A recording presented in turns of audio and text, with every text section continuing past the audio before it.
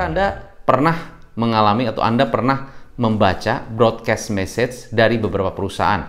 Misalnya ada perusahaan leasing, perusahaan mobil, perusahaan properti yang memberikan informasi kepada Anda. Salah satu contoh misalnya, selamat siang Bapak Ibu, saya dari Customer Priority perusahaan XYZ, nama saya Indah, saya dari perusahaan tersebut, saya ingin memberikan pinjaman dan top up dana. Dan jika Ibu atau Bapak berminat untuk memberikan atau melakukan ini, ya, ini kita ada beberapa benefit. Yang pertama, bunganya rendah, sekian persen, dan sekian persen per bulan, khusus untuk customer prioritas, pencairan maksimal 70% dari harga, pencairan minimal bisa sampai 5 juta, persyaratan mudah, dan sebagainya. Ya, apakah Anda sering menerima informasi seperti itu dalam WhatsApp, di WhatsApp Anda? Ya, dari beberapa perusahaan, tentunya perusahaan mobil bisa. Ya, ini Pak, program kami begini-begini, ada tipe ini, tipe ini, tipe ini. Ini properti kami begini-begini. Apakah Anda sering menerima itu? Ya, that's good. So, pertanyaan, bagaimana respon Anda? Apakah Anda langsung reply? Apakah Anda baca saja tapi tidak di-reply? Apakah Anda baca pun tidak, langsung di-delete? Atau bahkan Anda blok nomornya? Apa respon Anda? Atau mungkin Anda balas dan Anda teleponin. Saya mau nih.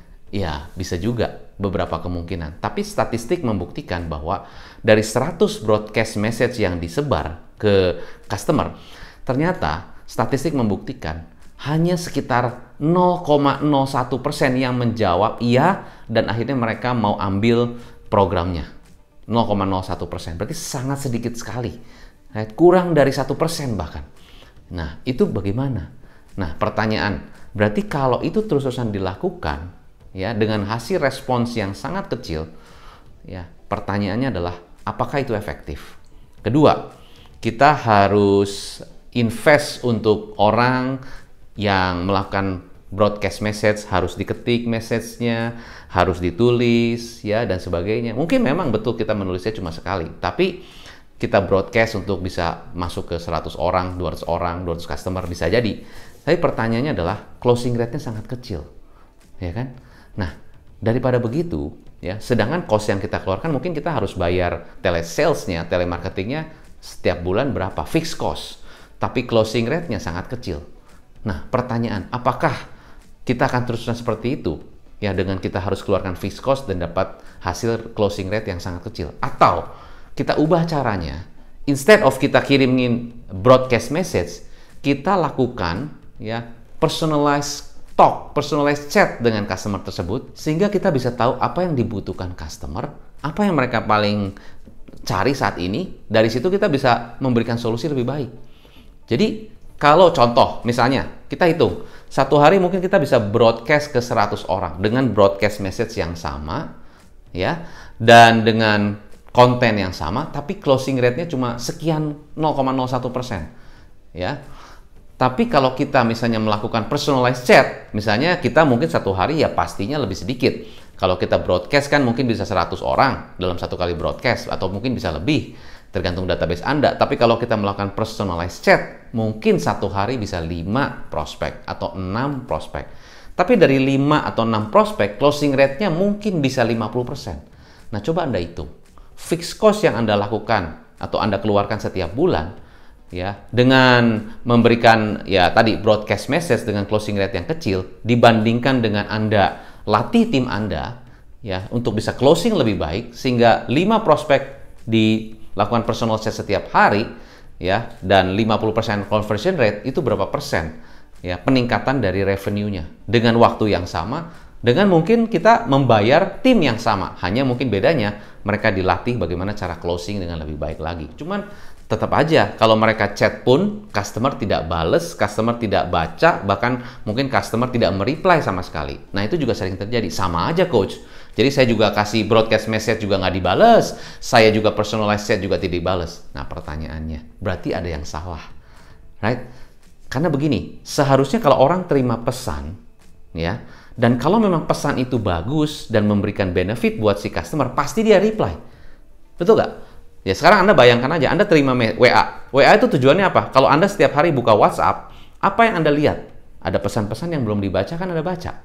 Ya. Nah, kalau pesan itu memang bagus, artinya bagus itu adalah kena buat Anda, memberikan satu benefit buat Anda, pasti Anda reply. Ya, walaupun mungkin itu nomornya tidak dikenal, memang. Tapi kan Anda bisa kenalkan diri. Contoh, Misalnya apa yang saya lakukan? Ini misalnya kasusnya sama. Saya dari perusahaan, anggaplah tadi ya, perusahaan untuk memberikan pinjaman contohnya, begitu kan? Pinjaman dana, right? So, saya akan lakukan seperti ini. Misalnya begini, selamat pagi Bapak Ibu, ya. Begitu kan? Selamat pagi Bapak Ibu. Saya perkenalkan, saya Hendra. Saya dari perusahaan XYZ, ya. Saya punya kabar gembira buat Bapak, atau saya punya kabar baik dan good news buat Bapak yang siapa tahu Bapak bisa melihat ini jadi satu manfaat yang baik untuk Bapak dan perkembangan bisnis Bapak. Saya lihat Bapak adalah seorang pemilik bisnis, pengusaha, ya. Atau kalau kita bisa profiling dulu customer-nya lebih bagus. Kalau nggak bisa ya udah, saya melihat ini ya, atau memberikan informasi ini adalah menjadi satu kabar baik buat Bapak. Jika ini memang bisa membantu Bapak, maybe we can have a talk, something like that, ya kan?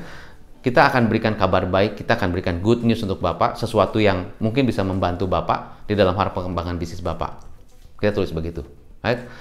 So, if you have time, kita akan ngobrol, ya. Dan saya sangat appreciate, pasti waktu Bapak sibuk, dan pasti Bapak banyak kegiatan-kegiatan yang Bapak harus lakukan. Tapi if you have time, ya, dan Bapak melihat ini menjadi satu benefit buat Bapak, we can schedule, we can talk, ya, kita akan ngobrol di sini.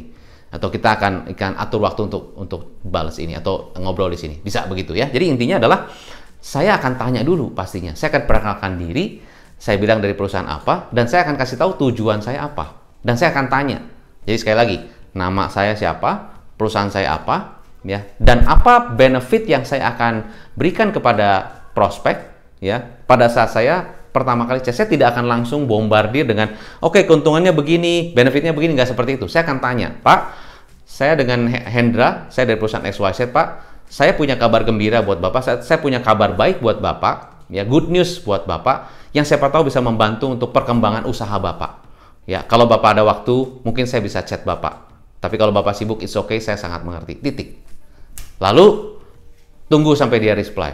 Tunggu sampai dia merespons. Kalau tidak merespons, it's okay. Nggak apa-apa. Besoknya, saya akan remind lagi, ya, ada kabar gembira yang mungkin bisa jadi adalah menjadi hal yang benefit buat Bapak dan perkembangan bisnis Bapak. If you have time, Bapak bisa ngobrol saja dengan saya. Nggak perlu waktu lama, only mungkin 5-10 menit saja.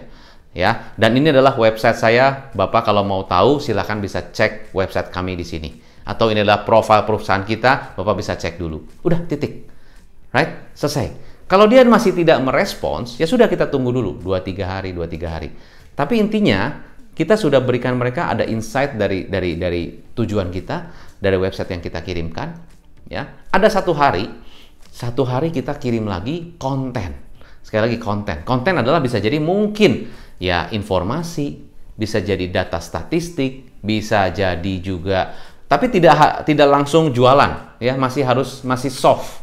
Ya, misalnya saya akan kirimkan, misalnya kalau tadi pencairan dana tunai, saya akan kirimkan satu artikel yang bilang bahwa usaha atau bisnis itu sangat penting sekali pengelolaan cash flow.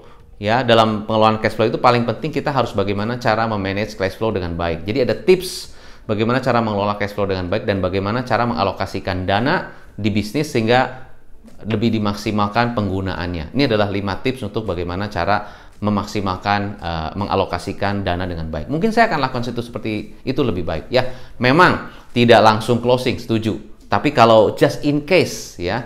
Tapi jika seandainya kita lakukan itu berturut-turut, ya, ada kalanya customernya akan mereply. Karena yang kita berikan bukan hanya informasi blast, tapi kita lebih personalize, kita lebih konten, kita lebih soft selling.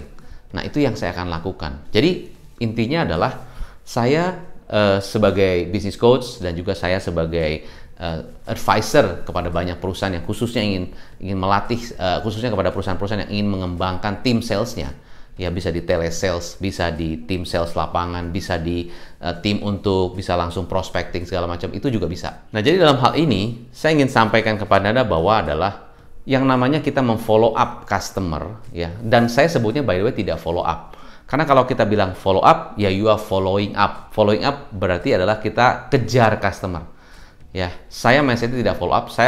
Mindsetnya adalah saya memberikan informasi kepada customer, good news kepada customer, dan sesuatu yang benefit buat mereka. So if you see this as a benefit for you, then pasti customer itu akan senang kalau ngobrol dengan saya. Karena saya memberikan kabar baik, saya memberikan kabar gembira, saya memberikan good news untuk mereka. Bukan follow up. Kalau follow up adalah dari kacamata saya. Tapi kalau good news, berarti saya kasih benefit, kasih kabar gembira, kasih solusi buat customer tersebut. Pak, ini ada artikel. Pak, ini adalah katalog yang Bapak bisa lihat. Atau Pak, ini adalah sesuatu yang mungkin bisa benefit buat Bapak. Something that the prospect bisa lihat, bisa cek, bisa segala macam. So that they will gain the trust. Instead of kita kirimin broadcast message, saya akan lakukan, saya membangun reputasi dan saya akan membangun trust dulu. Itu yang paling penting. So if you have the trust from the customer, apalagi dari prospek yang tadinya masih cold, itu akan lebih mudah bertahap-tahap, lama-lama mereka akan bisa akan suka dengan Anda in a way, salah secara positif, dan akan ada transaksi. Jadi remember, not hard sell, ya jangan terus-terusan kasih broadcast message. Lebih baik kita tanya, bangun hubungan baik, bangun reputasi, bangun kepercayaan. Itu poin saya. Nah, semoga apa yang saya bagikan bisa bermanfaat buat Anda semua. Take care selalu dan salam pengusaha.